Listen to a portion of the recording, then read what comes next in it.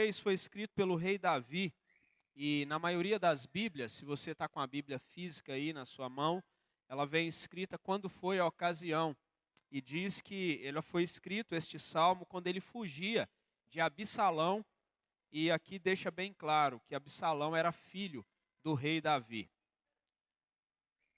Vamos fazer a leitura deste salmo. Nos diz assim: Senhor, como tem crescido o número dos meus adversários. São numerosos os que se levantam contra mim. São muitos os que dizem de mim, não há em Deus salvação para ele.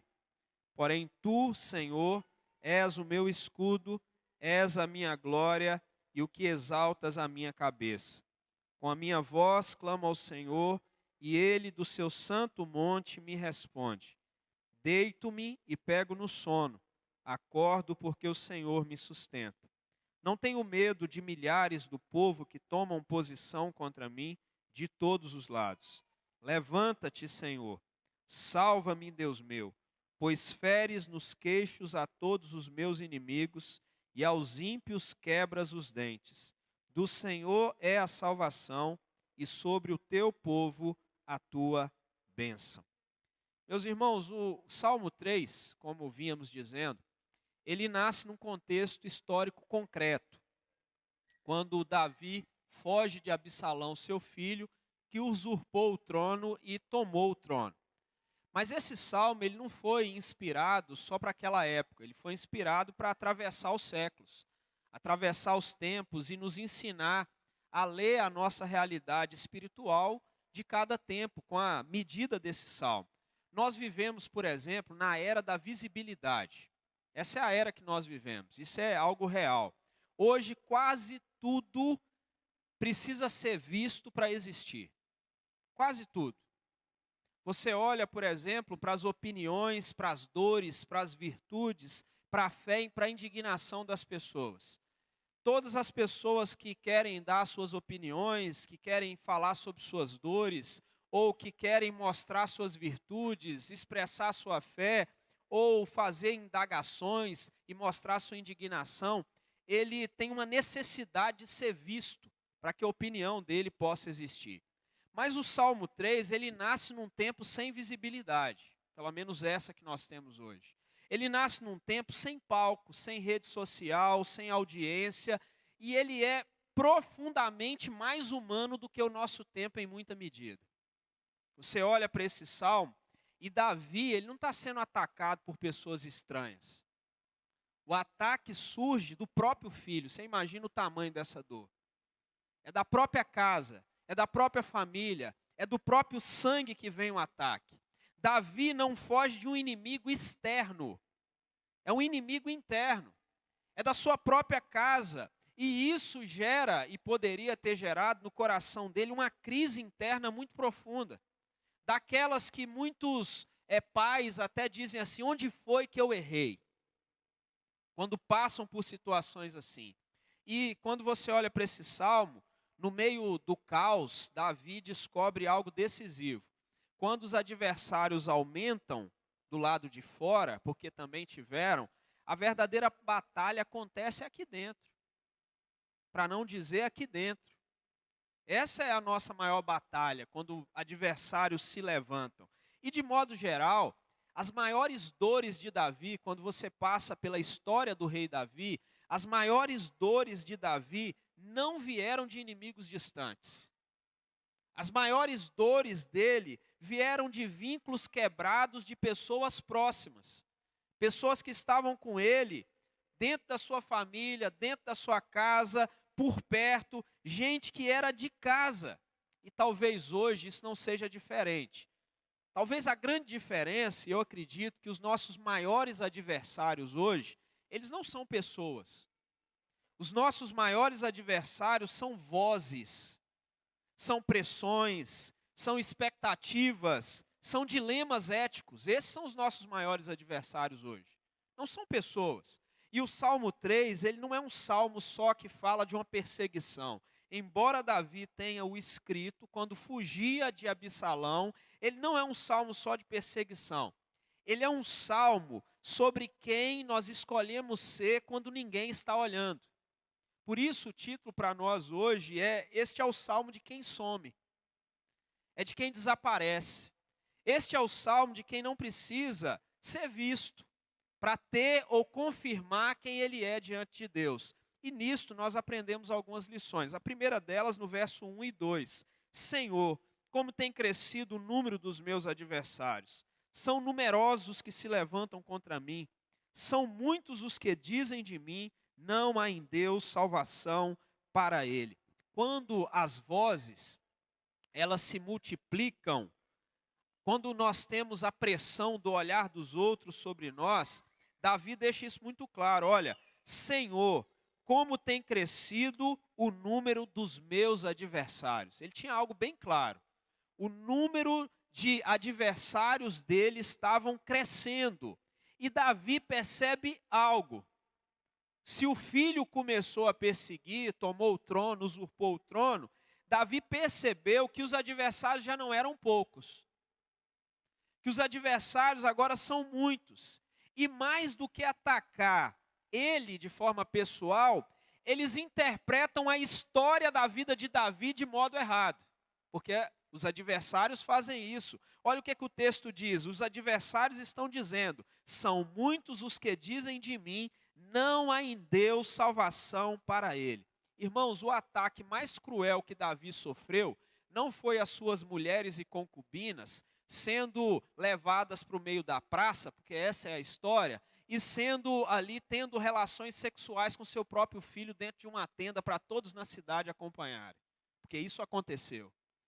Não é o maior ataque que ele sofreu. O maior ataque que ele sofreu não foi ter que fugir do palácio pegando algumas peças de roupa. Você consegue imaginar isso? Absalão tomou o reino, então o rei Davi vai para o seu quarto e junta ali dentro de um saco algumas peças de roupa e sai fugido. Você consegue imaginar isso? Esse não é o maior ataque que ele sofre. O maior ataque que ele sofre é quando tentam convencer de que a fé dele é inútil. Quando dizem assim, não há em Deus salvação para ele. Essa é a maior perturbação que ele sofre aqui. Os adversários eram humanos, eles eram visíveis, eles são nomeáveis. Olha bem, Absalão e seus seguidores são os adversários de Davi. Esses são adversários. Os conselheiros que se voltaram contra ele, a história nos mostra que muitos conselheiros, ao ver Davi fugindo ou tendo que ir embora, ficam do lado de Absalão e se voltam contra Davi. O texto mostra que o sistema político, que andava até então muito bem, ruiu completamente. A pressão de quem estava fora estava dizendo o seguinte: não tem salvação para ele. Não há em Deus salvação para ele. Eles estavam duvidando do que Deus podia fazer sobre a vida de Davi naquele momento da história. Agora veja bem, trazendo para o nosso tempo. Os nossos adversários muitas vezes não empunham espadas, nem usurpam o trono que você talvez ocupa. Eles muitas vezes operam em silêncio. Os nossos adversários hoje, eles são mediados pelos algoritmos, pelas métricas, pelas nossas telas luminosas. Esses são os nossos adversários. São esses que nós enfrentamos hoje. Eles não nos atacam por fora, eles nos convidam por dentro. No nosso dia a dia, eles assumem nomes familiares. Vejam os nossos adversários. Os nossos adversários hoje é a necessidade constante de aprovação. Isso é um grande adversário do nosso tempo.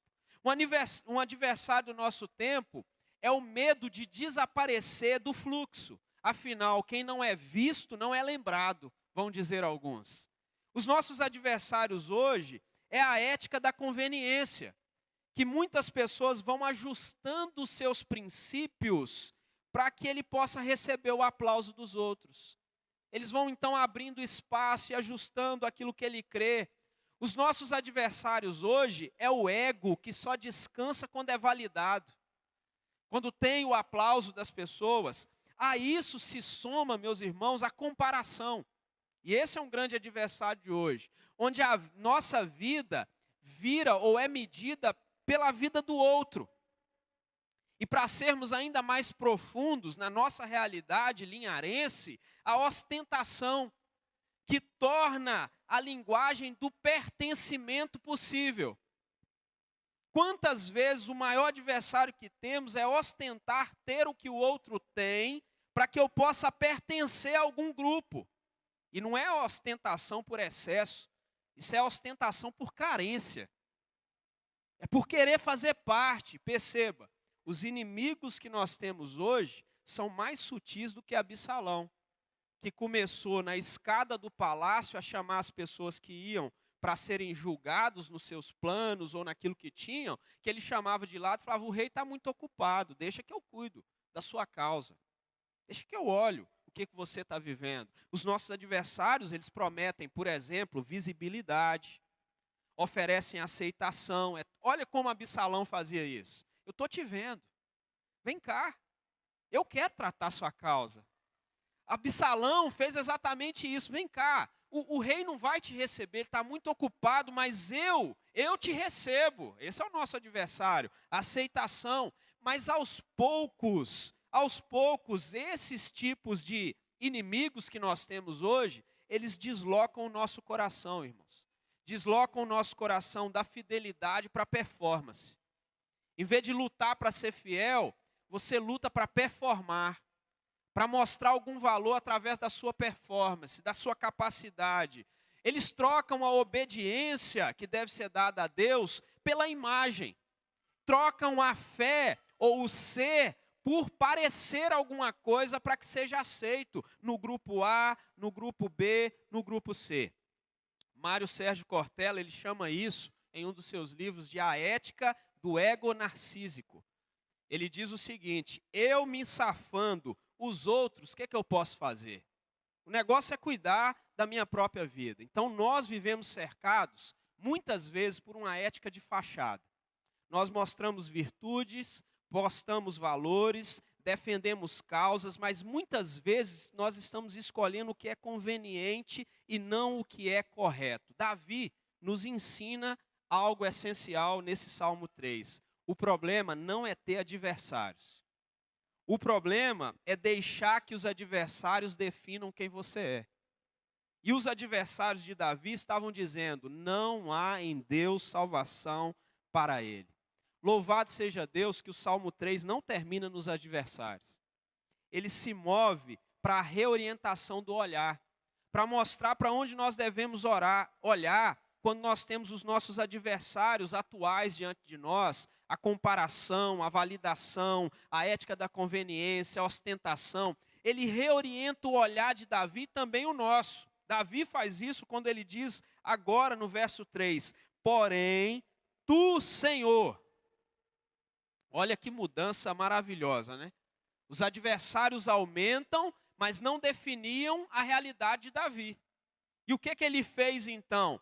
Aqui você encontra Deus voltando para o centro. Davi começa a falar dos adversários que estão aumentando, que estão dizendo que não há em Deus salvação para ele. Ele aponta para eles, mas ele volta para o centro da história. Quem é? Deus.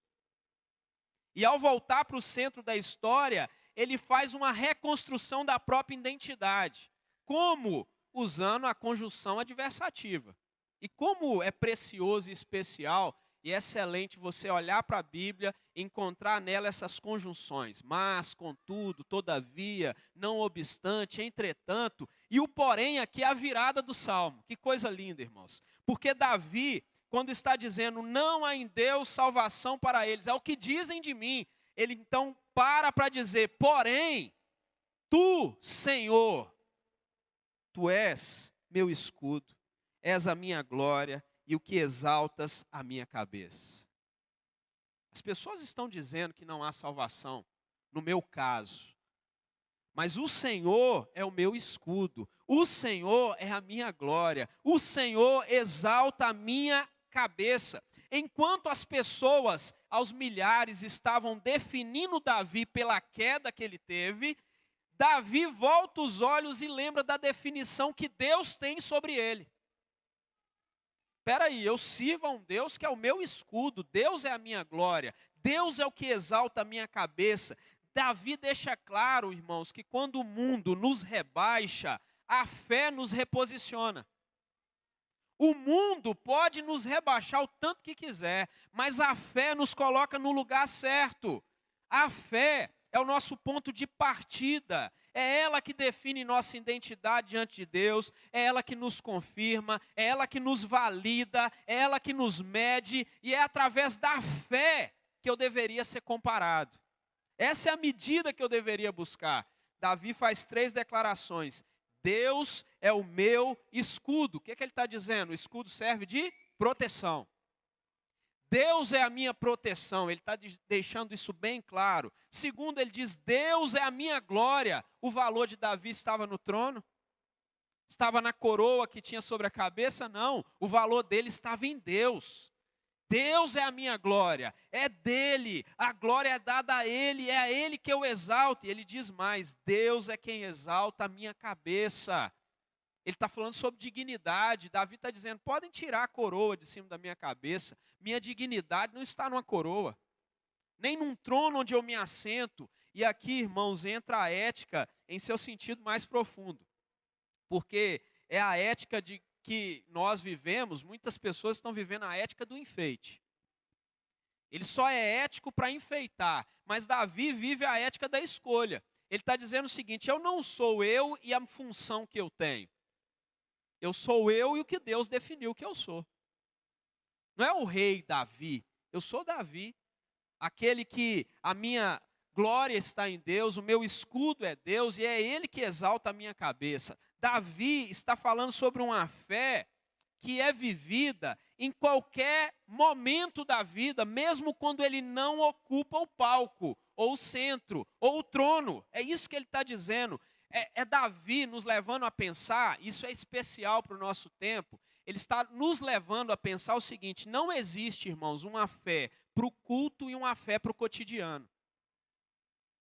Não existe uma fé quando você está sentado no trono e quando está fugindo de uma perseguição.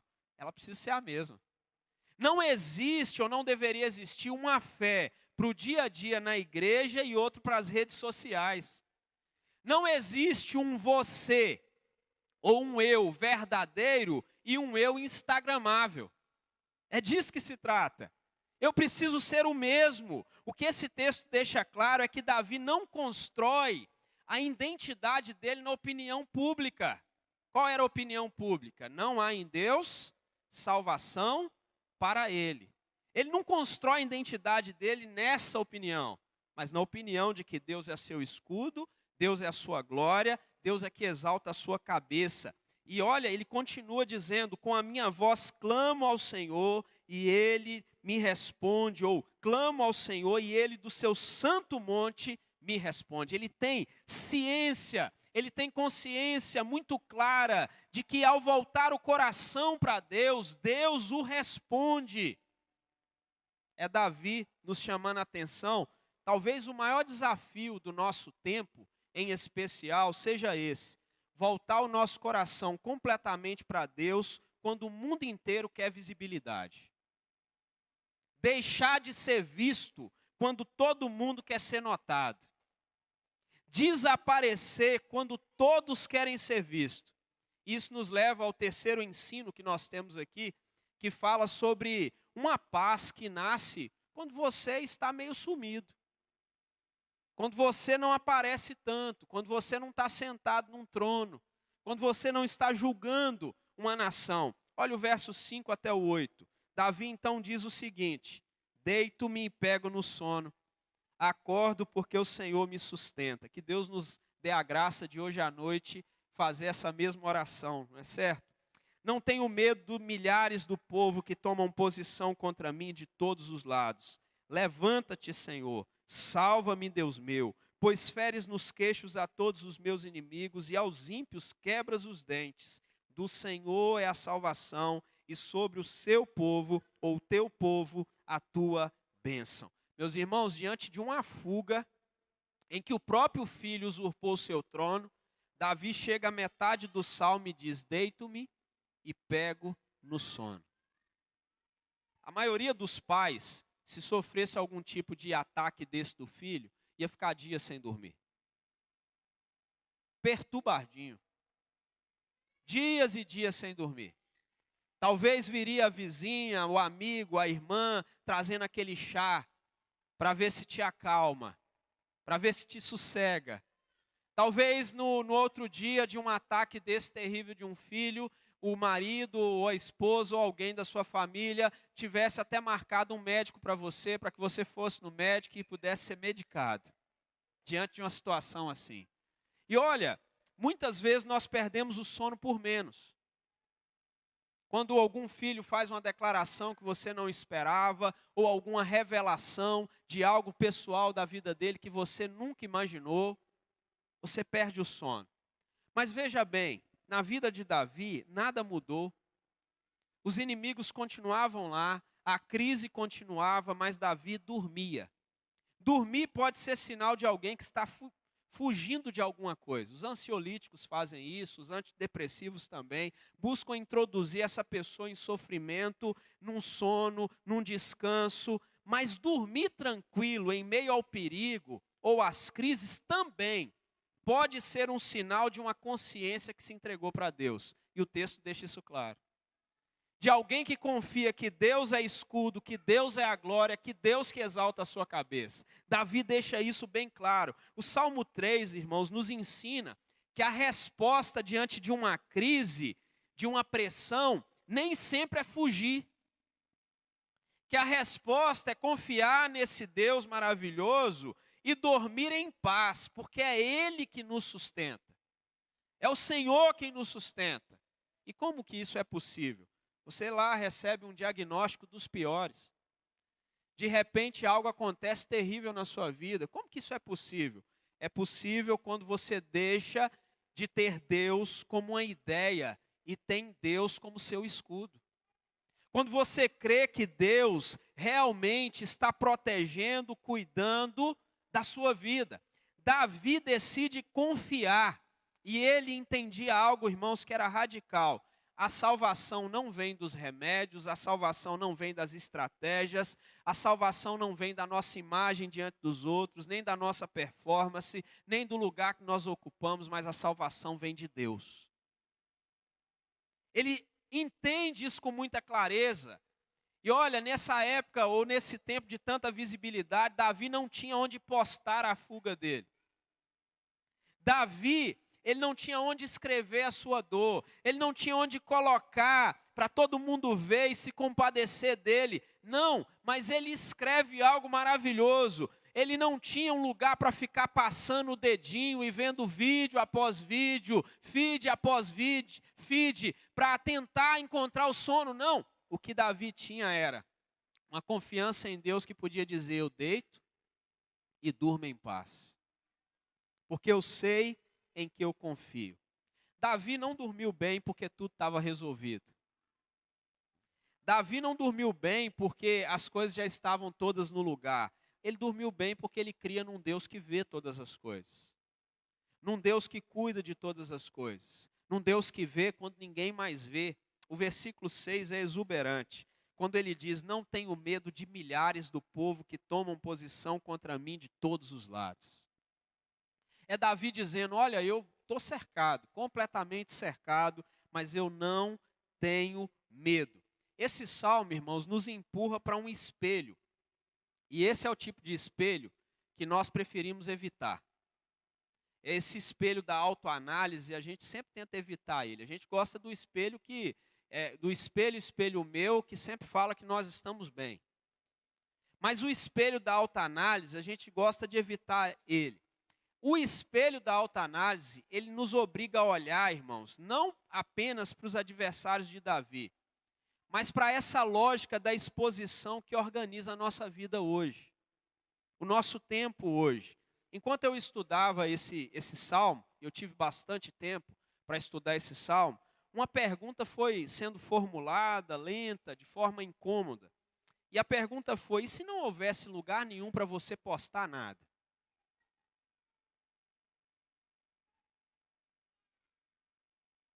Orkut, Facebook, Instagram, WhatsApp, nada. Se não houvesse lugar nenhum para você postar absolutamente nada. eu fui chegando a algumas conclusões que eu quero compartilhar com os irmãos. Talvez muitas verdades emergissem na nossa vida com a nitidez quase dolorosa. Nós íamos enxergar muita dor. Nós descobriríamos, por exemplo, o quanto a nossa identidade foi entregue ao olhar dos outros. A depender do que os outros dizem, falam sobre nós. E isso gera, irmãos, muitas vezes medo. E quantos de nós, por causa dessa visibilidade tão grande, carregamos ciúmes, inveja? O quanto do nosso valor foi terceirizado a curtidas, a comentários, ao alcance que nós temos. E se não existisse onde postar, a pergunta deixaria de ser o que estão pensando de mim, o que estão dizendo, para se tornar realmente o que sustenta a minha existência no fim das contas. Ninguém está me vendo, o que é que me sustenta? E nesse silêncio que eu considero gostoso, necessário, nós perceberíamos que muitos projetos nossos, muitas causas nossas e até práticas espirituais nossas já nascem com destino definido, a vitrine, tem que ser visto. Eu faço porque eu quero mostrar. Não porque seja mentira, não me leve a mal, não é porque é mentira não, ou falso, mas porque foi contaminado pela necessidade de aparecer. Eu tenho que aparecer, eu tenho que mostrar, eu tenho que dizer, e talvez com um certo espanto, nós ouviríamos a palavra do Senhor Jesus, que é tão simples, mas tão devastadora, eles já receberam a sua recompensa. Porque é o mesmo que está acontecendo lá no texto bíblico para aqueles que faziam, querendo ser vistos. Nesse cenário, surgiria também o retorno do silêncio. E nós vemos na Bíblia com frequência que, se tem um lugar onde Deus gosta de falar, é no silêncio. Mas nesse silêncio de Deus, o ego, ele ia morrer de fome, porque ele não ia ter mais aplauso. No anonimato, o ego morre de fome, porque não tem o aplauso dos outros. A ansiedade que muitas vezes nós carregamos ia perder as suas distrações. E a comparação que nós fazemos do lugar onde viajei, para o lugar onde o outro viajou, para a praia que eu fui, para a praia que o outro foi, a comparação não teria referência. E acabar todas as referências, porque você não ia ver. E sem o palco, aconteceria algo raríssimo para o nosso tempo, a purificação das nossas motivações. Porque muitas vezes, nós podemos fazer, inclusive coisas boas, com as motivações erradas. Permaneceria apenas o que é convicção, não o que é estratégia para angariar mais pessoas. Permaneceria a obediência, não o engajamento. Permaneceria a fidelidade, não a relevância. Talvez, irmãos, se não tivesse onde postar, muita coisa acabasse. Sejamos sinceros. Muita coisa. Mas o que sobrasse seria mais verdadeiro, porque não precisaria ser visto para existir. Era só acontecer. Você não precisa mostrar para ninguém. O Salmo termina com a verdade que é coletiva. Do Senhor é a salvação, e sobre o teu povo a tua bênção. Davi não pensa só em si, percebe? Ele começa falando do que ele está sofrendo, mas ele termina dizendo, sobre o povo de Deus, a bênção de Deus. Aquele mesmo povo que o perseguia, estava dizendo não há em Deus salvação para ele. Davi não pensa só em si, porque a ética bíblica não é individualista, irmãos. A ética bíblica ela é sempre comunitária. E como esse salmo se aplica de forma profunda à nossa vida? Ele nos confronta com uma pergunta simples, mas brutal. Quem é você quando ninguém está vendo? Que tipo de pessoa você é? Quando não há palco, quando não há curtidas, quando não há aprovação, quando não há vantagem, quando não há onde ostentar a sua casa, seu carro, sua família. Quando não tem nada disso, quem é você? Davi, ele perde o trono, mas não perde a alma. Isso é muito importante. Talvez hoje Deus não esteja nos chamando para aparecer mais, mas para desaparecer de todo o centro da história. Lembrar quem ocupa o centro, porque no fim, irmãos, Os adversários vão aumentar, sejamos muito sinceros. Pode acabar, e acabou, né? O Orkut, o Facebook não acabou porque muita gente insiste em ainda ficar nele. O Instagram daqui a pouco acaba e surgirão outros adversários, outros modos de exposição. Mas nós precisamos nos lembrar, as vozes ao nosso redor, elas se multiplicam. Elas vão aumentar. A ética vai ser cada vez mais negociada no nosso tempo. Mas nós não podemos nos esquecer. Só aprende a viver diante de Deus, no secreto, quem descobre a verdadeira paz de deitar e pegar no sono, porque não precisa ser medido por aquilo que os outros dizem. Por quantas pessoas seguem, pelos comentários que fizeram. É essa pessoa que consegue deitar em paz. Então, como a gente aplica essa realidade para a nossa vida? Se não houvesse onde postar mais nada, a gente perceberia quantos propósitos só respiram porque são vistos. Muita coisa só existe porque é vista. Não porque é falso, mas porque depende do olhar do outro.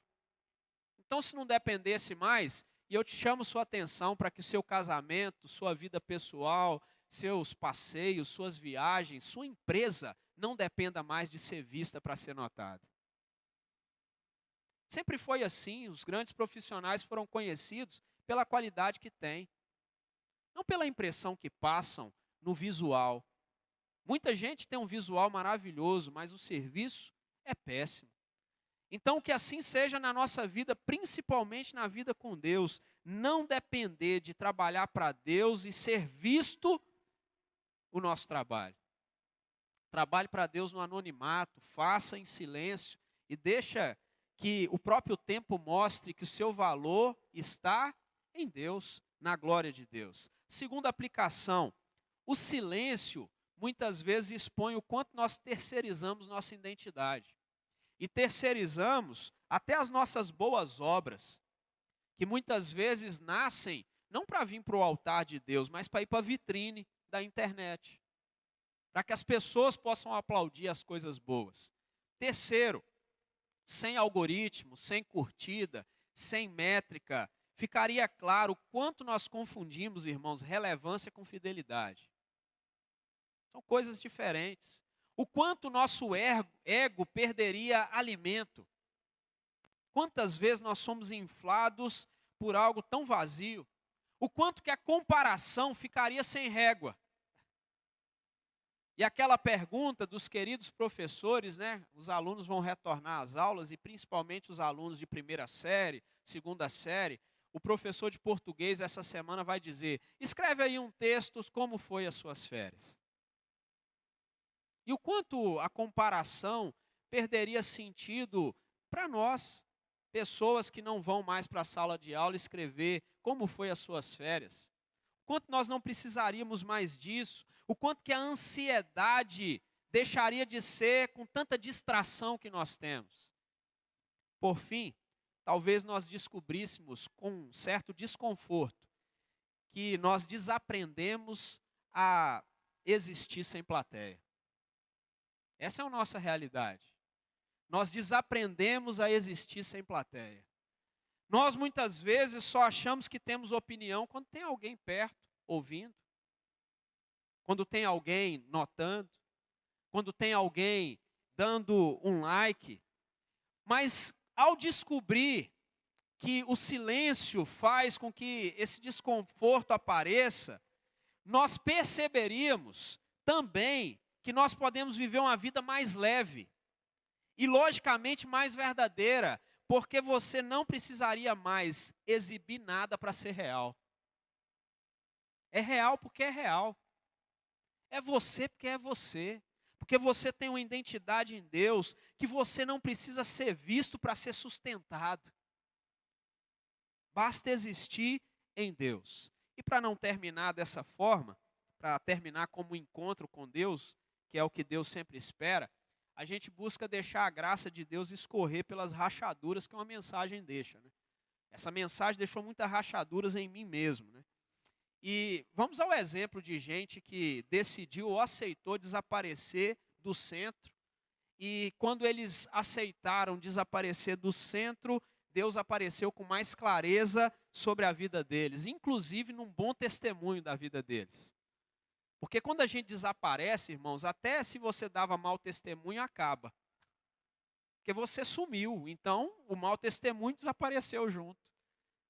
Nós vamos então para João Batista. Quem não se lembra dele? João Batista tinha seguidores, público, influência. Ele poderia, né, lembrando do nosso tempo, ele poderia ter criado uma marca profética.